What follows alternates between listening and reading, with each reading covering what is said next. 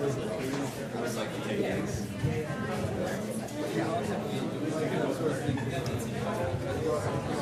right. So, as per the pattern, you guys each have 3 minutes to give a short spiel as to your platform, who you are, and such and such. Dr. Stu goes first.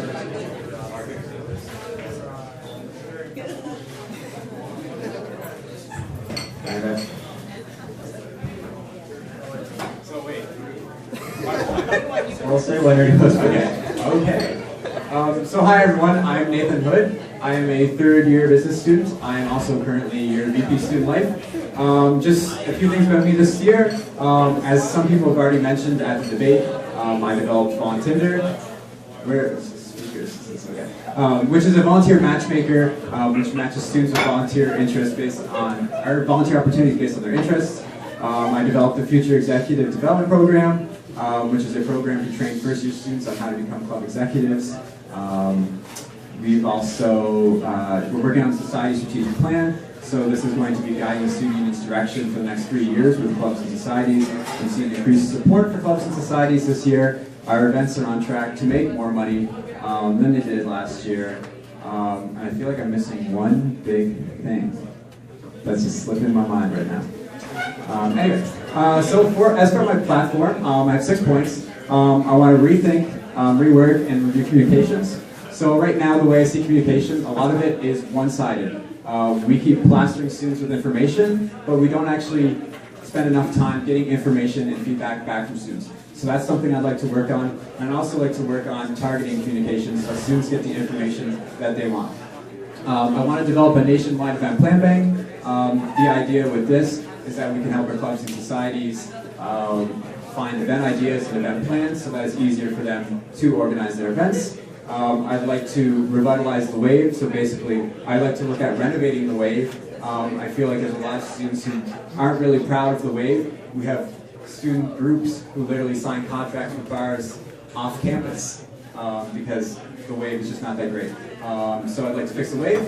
I'd like to look at restructuring council. This is something that's been talked about, but no action has really been taken in that area. So that's something I would like to look at. I would like to inspire innovation. So right now, a lot of the power to make change within the student union lies with the executive, which I don't like.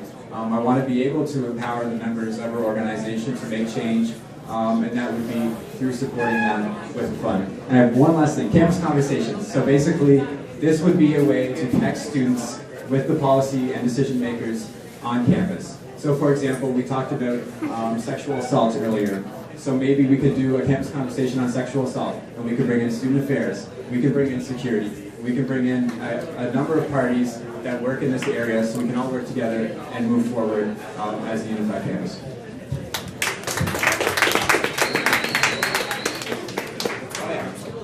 Oh yeah, last thing is Dime Awards. $10,000 award program. Thanks, Emma. I know the moment that Nate said that he couldn't remember it, if that was the big one, so I was really proud of seeing that this year, so that's definitely something to be proud of. So yeah, my name is Emma McDermott. I am a science representative currently on the student union, as well as last year I was as well. I've been a volunteer on the street team for the past 2 years, and I really enjoy the committee, and I'm really excited to see where it's going. So my platform focuses on some of the services that we're currently offering, as well as increasing communications. So I served on this street team, and I really think it can be better utilized. That's to no one's fault so far. It's a new committee as of 2 years ago, and we had a transition with the communications office this year, and I'm really excited to see where it can go and what it can do. So yeah, we have split off to do some smaller committees within it, and I really think those are important as well, but I also want to put the emphasis back on the original purpose of Street Team, which is to go out and excite students on campus. I also want to bring back the monthly event calendar, so the glass box out in the hall outside of the Wave that hasn't really been used for much for the past 2 years. I think it would be really essential to have just a big place where people can go to look to see all of the events that are happening in the next month or so, and so they can kind of plan them in their schedule. Ooh, I see there's like Star Wars trivia, I definitely want to be there, and they can remember to take that night off. And my last point is to also improve relationships on campus, so just to take the extra step and reach out to them.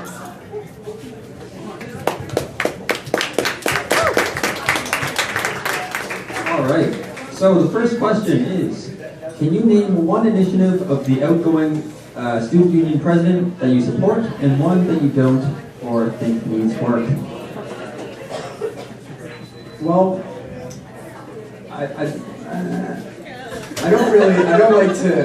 don't like the fact that we're saying we don't like initiatives. I think there are initiatives, you can always make initiatives better, and that's a good thing. So one thing I do like would be Outrun Stigma. I worked with Dana a little bit on it over the summer, but he did the brunt of the work. So people who aren't aware of that, it's basically, we have a partnership with the PEI Marathon where we had a 5K race to raise money for the Mental Health Initiatives Fund.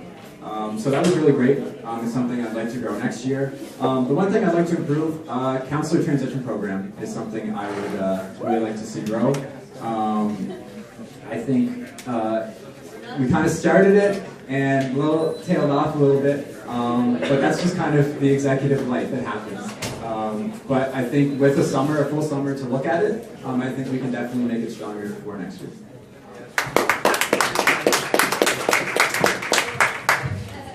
So I'll agree with Nate on Outrun Stigma. That was an event I really loved to see. I also loved seeing the Our Campus posters that are out and about, posted in the library and in the hallway. So that's really exciting to me. Or RUPEI community, I guess is what it is. I also agree with the Counselor Transition Program.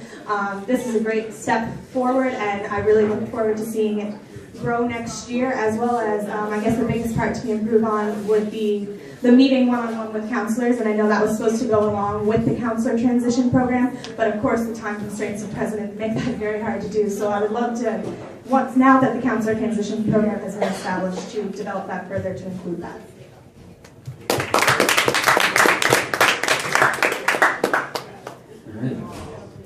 How would you deal with student union executives or counselors who are not meeting the expectations of their positions? Yeah, so Council has currently looked at a bylaw that was done by Senate Rep. Zach Jarvis to hold accountability to counselors, which I think is really important, as well as that it's enforced. So Nate actually brought that up at our council meeting to include that there needs to be an enforcement part in that bylaw, and up to now there really hasn't been a set guidelines of what counselors need to do and when. It's kind of been a you learn from the counselors before you, and it just kind of gets passed along. So I'm really excited to see that bylaw come into play to help hold people accountable so that it's clear to them, and you can easily go to them and say, you're not meeting this part of the criteria. Here's your chance to go at it. Well, it's a very interesting question because you asked what can the executive do, I think, to, was that it? How would you deal with it? Yeah. So council is supposed to be the executive's boss, but basically what we're asking is can the boss be held accountable by the person it's supposed to supervise? I think really, like we were talking about the counselor transition program, that's one way. So you can teach them from the start what they're expected to do. And of course, there's always the I guess, more direct route, which I think we may actually be too scared to do. But if a counselor is not doing what they're supposed to do, you can impeach them. And maybe that's something we have to look at more seriously, because being a counselor is a serious job. You're a director of a $3 million organization. And if we're scared to hold people accountable, then how is the organization going to do well? So impeachment, I think, definitely a very quick and efficient way to deal with it if you need to.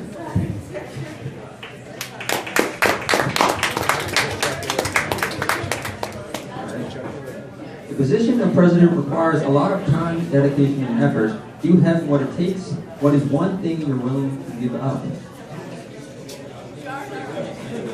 Well, I mean, being an executive member already, I think I've given up a lot of my free time.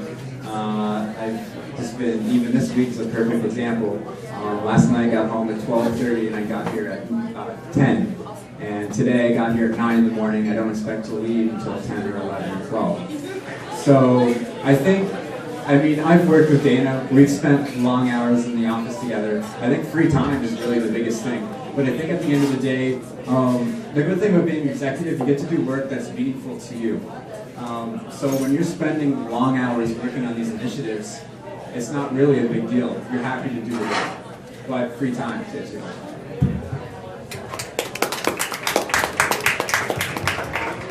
I'm not currently in an executive position, so I do play a smaller time role with the student union, but I'm also involved in a lot of organizations and committees on campus, and I'm very sad to see that if I was elected president, I'd have to give up some time on that.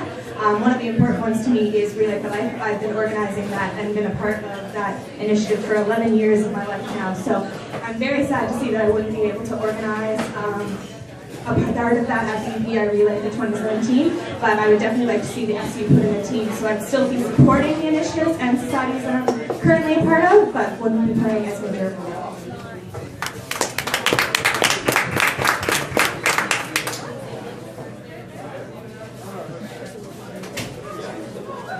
All right, just a quick public service announcement. For those of you, well, for anyone talking, we're having a public debate here, so it would be great if we could just support our candidates and pay attention to what the good things they have to say. All right, so next question. Would you support reducing counselor benefits? If so, what form would this take? Yeah, we talked about this morning actually, and it's been a conversation we've been having in the office for a while. I think a lot of people are familiar with the year-end banquet, and afterwards I think the banquet has a tendency to be referred to as a party, and I think that's because we pay for some things that we probably shouldn't be paying for. So I think you could cut that, and I think when you have services like student funding, for example, which we've increased by 80% to meet the demand, and we still can't meet the demand, I think there's much better places you could be putting your money to support students. Can I get the question repeated for me, please? Thank you. Would you support reducing counselor benefits? If so, what form would this take?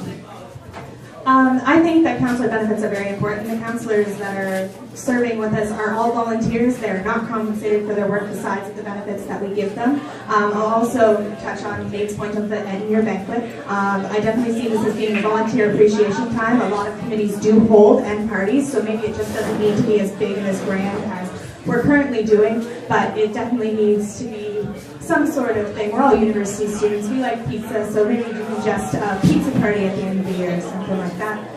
But we definitely do need to reward our volunteers, and our counselors are volunteers. Hello everybody, just a quick public service announcement. I know everybody likes trivia, but at the same time there's currently a debate going on for the SU president, the person who is ultimately responsible for deciding the allocation of the $3 million you give to them every year. So, it's not $3 million? Oh well. It's about maybe 900,000. Okay, the things you can learn by listening. So let's all do that as we go to the next question.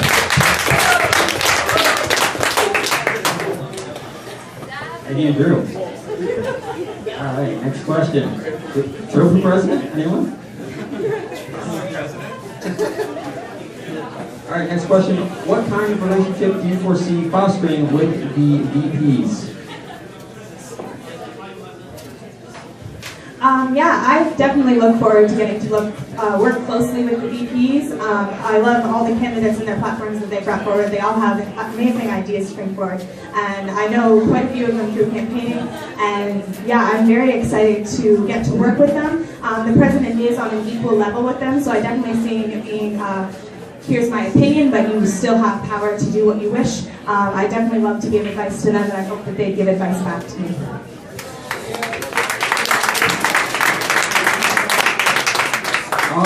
Well, it's been great being on the executive because I've got to work with Dana, so I've kind of got to see that relationship. One of the things that was really nice, I guess, the president can be like a mentor in a certain sense. I remember when I went to go give my presentation to the president and vice president of the university on the Diamond Awards, and Dana took me aside, gave me presentation tips, went through the presentation, did really well as a result. So that's kind of one of the cool things that you can do. I think being a past VP Student Life would definitely be beneficial coming into the executive, because I can kind of help out the VP Student Life, for example, with programming. I can tell them which agents are going to try to rip them off, or if I think it's a good deal or a bad deal. I mean, John, for example, I've worked with John on certain projects, and I intend to work with the VP Finance on certain projects, especially around our businesses. So, yeah, I think you can have a very collaborative executive environment, and definitely can be very ambitious.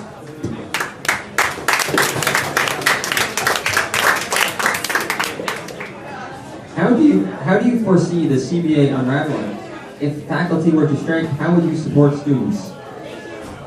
Yeah. Did I answer? Okay, I'll answer. Okay, so the CBA, for people who aren't familiar, is the collective bargaining agreement. So what can happen with the collective bargaining agreement if the faculty and the administration are not able to come to an agreement? We can go to a strike. This is something that's happened in Canada actually within the past year. At Nipissing University, their faculty went on strike, and while they ultimately resolved this strike, they ended up having to condense their semesters. So this meant students had to spend less time in the classroom but still learn all of the same material. So what I'd like to do to support students, I would like to help them get academic help outside of the classroom to make up for the lost time within the classroom if that's something that happens. So what I'd like to do, I would like to subsidize tutors. So basically, encourage people to make use of the tutor bank.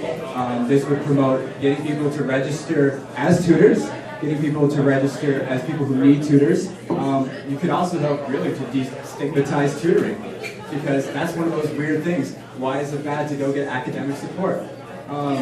So this is something we can definitely work on. I've talked to a few people. I've talked to Kathy Rose, who oversees it. She's on board with it. I've talked to alumni about possibly getting university funding. They're interested. So I think if it comes to that, I think we'll be able to pull through and support students through tutoring.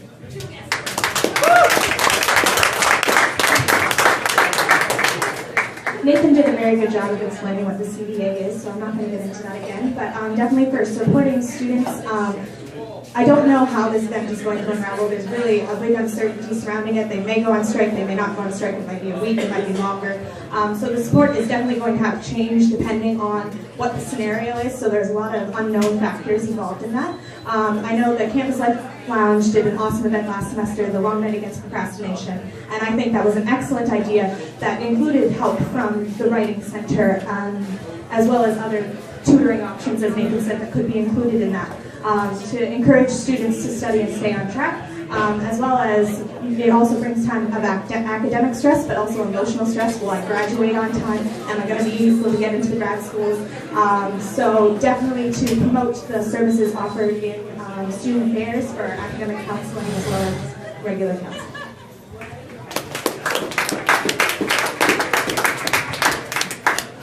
Okay. How do we save the wave? And in smaller font below that, we have hashtag save the wave. And an additional question I'll throw in there as well that's related. Would you support Free Drink Wednesday at the wave? I can go first. Free Drink Wednesday on the wave would probably be in a perfect world, but probably not something that is feasible for a business. Yeah, the council has currently made a motion at the wave to hire a consultant to bring them in to kind of look at the wave as what it's currently doing now, and I definitely would value that person's advice. I do not know anything about operating a business on my own, so yeah, I would definitely, the expertise of this consultant coming in, that it's already in motion and already in play, that the current executive has put forward and the council has approved, so I definitely wait before taking any steps to hear them feedback.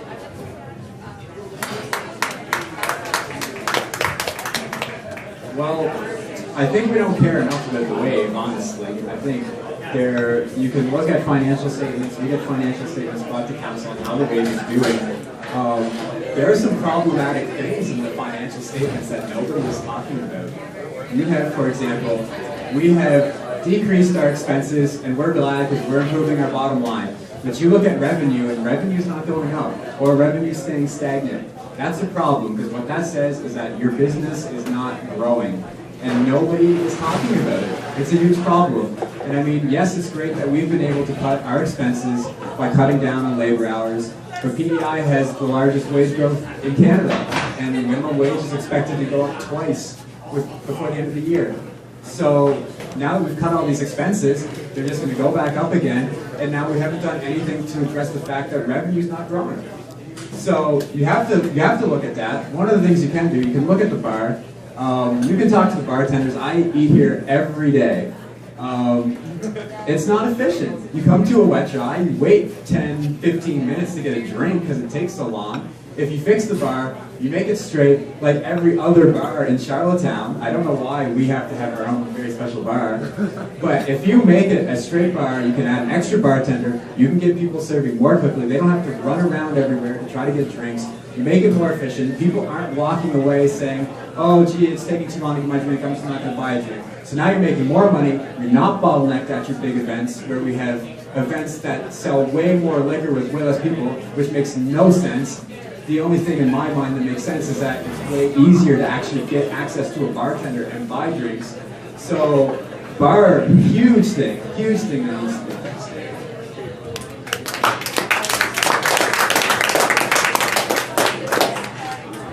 What do you think professional means, and how will you be professional in your role if you are elected?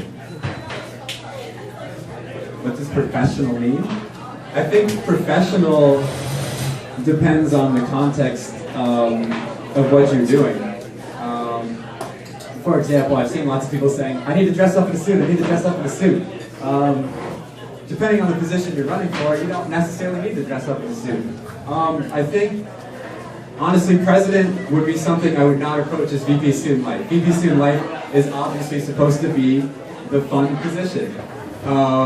President's a little bit more serious. And I mean, I think Dana can speak to it when I'm presenting to the administration on projects trying to get $10,000. I'm not like a goofy guy like cracking jokes every 5 seconds. So professionalism depends very much on the context you find yourself within. There's not one set standard of professionalism, because sometimes if you try to be like that, it won't work in certain situations.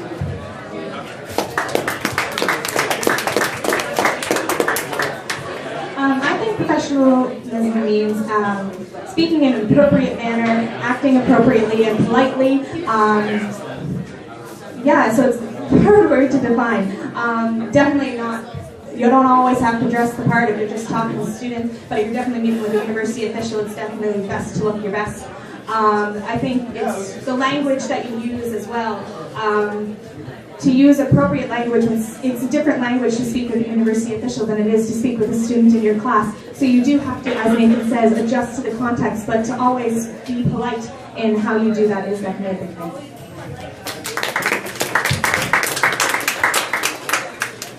All right, one final question. Well, I think if you look at my experience where it's getting $10,000 in new scholarship money for students and making it an inclusive awards program. I've had people come to me and say, look, I can't get any awards. I'm a 70 student, nothing really fits me. Okay, we worked on that. We made it easier for people to find volunteer opportunities. And these are things people told me I couldn't even do when I came in, and don't listen to them, because I did them. I think, looking at my past experience too, I helped write the UPEI Student Union Strat Plan. I'm actually the only person left on council from that original group that wrote the Strat Plan. I'm working on the Society Strategic Plan, so now I'm further trying to set the direction of the organization, and it's something else I would like to do again next year. And I mean, just my platform is touching on so many things that I think are important to our campus. We need to help clubs. We need to revitalize their businesses. We have to have a hard look at council. We have to improve communication, and we have to stop and think about why it's not working in the first place. These are all ideas that I think are good, but you know, I'm not sure if people are talking about them. We need to talk about them. So if I'm elected, definitely going to see improvements in those areas.